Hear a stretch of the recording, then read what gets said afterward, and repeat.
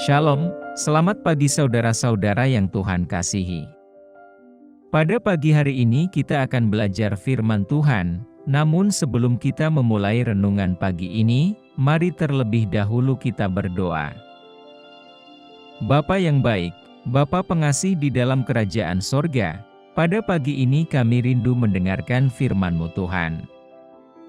Biarlah kiranya firman ini bisa menjadi berkat untuk kami yang mendengarkan. Berkati kami dalam aktivitas kami hari ini, kiranya Tuhan Yesus beserta dengan kami. Berkati kami dalam setiap pergumulan kami agar kami bisa melewatinya dengan tuntunan Roh Kudus.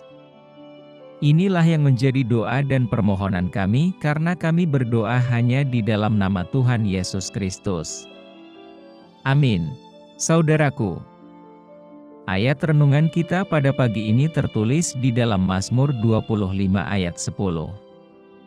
Segala jalan Tuhan adalah kasih setia dan kebenaran bagi orang yang berpegang pada perjanjiannya dan peringatan-peringatannya. Hari-hari ini, badai hidup dan guncangan yang kita hadapi begitu besar. Banyak orang tidak dapat mengetahui apa yang akan terjadi di depan.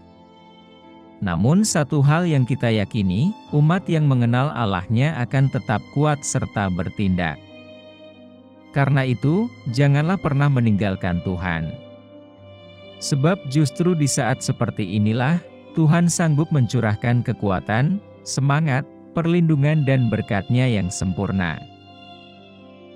Ulangan 29 ayat 18 berkata, "Sebab itu janganlah di antaramu ada laki-laki atau perempuan, kaum keluarga atau suku yang hatinya pada hari ini berpaling meninggalkan Tuhan, Allah kita, untuk pergi berbakti kepada Allah bangsa-bangsa itu, janganlah di antaramu ada akar yang menghasilkan racun atau ipuh." Apapun yang terjadi, janganlah pernah meninggalkan Dia sebab Ia takkan pernah meninggalkan kita. Jangan memiliki akar pahit hati, sebab seseorang bisa saja meninggalkan Tuhan karena mengalami kepahitan terhadap orang lain. Saat kita terus-menerus menyimpan kepahitan ataupun kekecewaan, itu akan membuat kita meninggalkan Dia. Kita akan terpukul kalah dalam kehidupan bila meninggalkan Tuhan, Allah yang selama ini kita percayai. Sehebat, sekaya, sepintar dan seahli apapun kita, namun apabila meninggalkan Tuhan, maka hancurlah hidup kita. Orang yang meninggalkan Tuhan, tinggal tunggu waktu mengalami kejatuhan. Kesalahan atau kegagalan apapun yang kita alami, atau orang lain alami, namun selama kita masih mau berbalik, bertobat serta berbaik dengan Tuhan, maka masih ada kekuatan, jalan keluar serta pengharapan. Namun, saat kita meninggalkan Dia, itu adalah kebodohan terbesar. Meninggalkan Tuhan dan terpisah dari kasih Kristus adalah tujuan utama serta impian besar iblis di akhir zaman.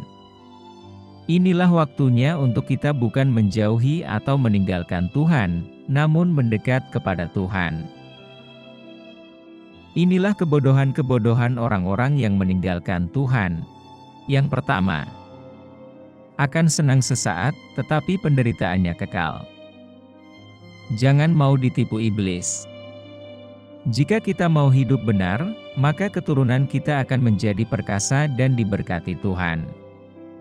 Sebaliknya, orang-orang yang tidak mau hidup benar akan mengalami kehancuran. Lukas 9 ayat 25 berkata, "Apa gunanya seorang memperoleh seluruh dunia, tetapi ia membinasakan atau merugikan dirinya sendiri?" Yang kedua, akan selalu terjajah dan dipermalukan serta dipermainkan oleh iblis yang licik. Lihatlah yang terjadi dengan Simson ketika ia meninggalkan Tuhan karena tawaran dan godaan iblis. Orang pilihan Tuhan bisa saja tidak menguasai diri, lalu kompromi dengan hal-hal duniawi dan meninggalkan Tuhan. Karena itu, seberat dan sesusah apapun hidup kita, tetaplah dekat dengan Tuhan dan mengandalkan Dia. Matius 5 ayat 13, "Kamu adalah garam dunia. Jika garam itu menjadi tawar, dengan apakah ia diasinkan? Tidak ada lagi gunanya selain dibuang dan diinjak orang. Yang ketiga, akan kehilangan damai sejahtera dan kekuatan.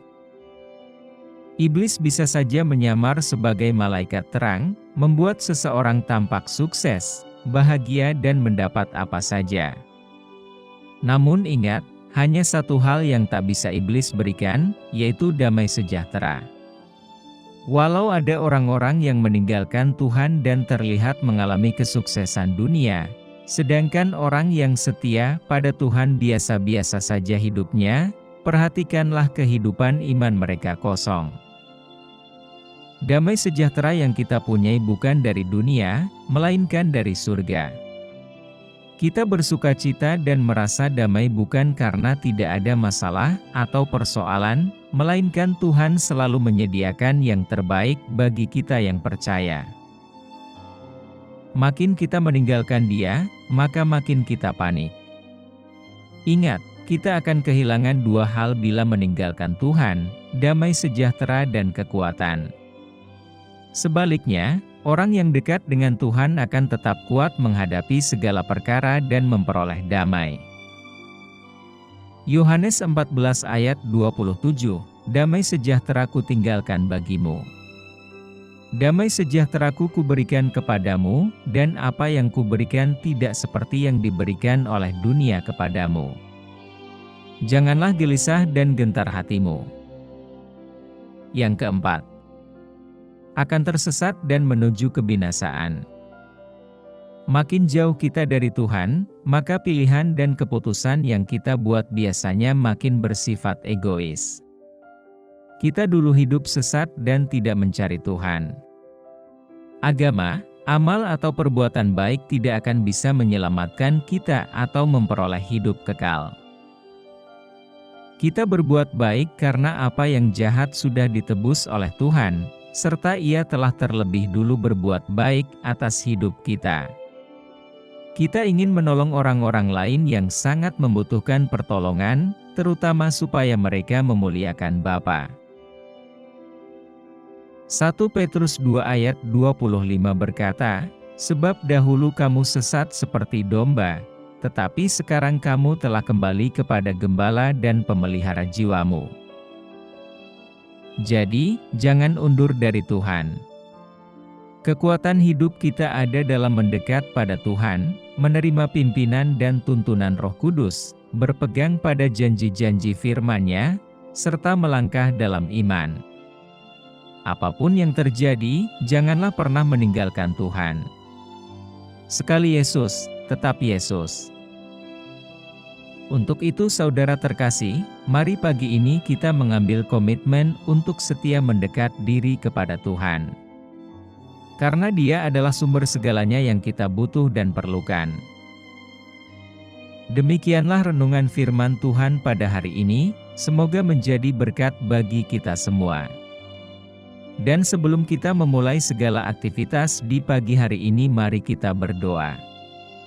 Bapa kami yang di surga, Bapa yang kami panggil dalam nama Tuhan Yesus Kristus, kami bersyukur Tuhan atas pertolongan-Mu, penyertaan-Mu, dan atas berkat-Mu dalam hidup kami. Dan bersyukur atas kebaikan Tuhan pada hari ini tak berkesudahan kasih setia Tuhan. Tak habis-habisnya rahmat-Mu selalu baru tiap pagi, besar kesetiaan-Mu Tuhan dalam hidup kami. Terima kasih buat firman-Mu pada hari ini. Ya Tuhan, kami mau selalu belajar dan terus belajar tentang firman-Mu. Firman-Mu yang menguatkan dan meneguhkan iman kami. Firman-Mu yang mengubahkan hidup kami. Kami mau berjalan bersama dengan Engkau di sepanjang kehidupan kami, agar kami tidak tersesat di dalam dunia ini. Kami mau melakukan firman-Mu ya Tuhan di sepanjang hidup kami, agar kami tetap kuat berjalan bersama dengan Engkau. Terima kasih ya Tuhan, buat kesempatan hidup yang masih Engkau berikan kepada kami. Segala pergumulan dan persoalan hidup, kami serahkan di dalam tangan-Mu. Engkau akan menyelesaikannya bagi kami. Kami hanya berharap kepadamu. Tuhan, hamba berdoa buat saudara-saudaraku yang sudah mendengarkan renungan hari ini, yang saat ini sedang mengalami sakit penyakit, pergumulan, masalah kebutuhan ekonomi.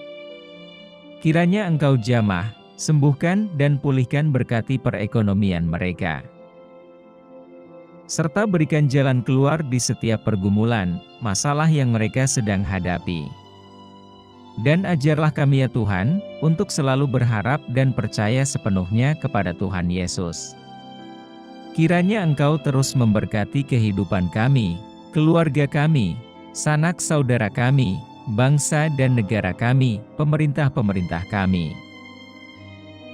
Biarlah semuanya dalam perlindungan-Mu ya Tuhan. Dan jadilah sesuai kehendak-Mu yang terbaik dalam kehidupan kami. Tuhan, inilah yang menjadi doa kami, dalam nama Tuhan Yesus kami berdoa. Amin.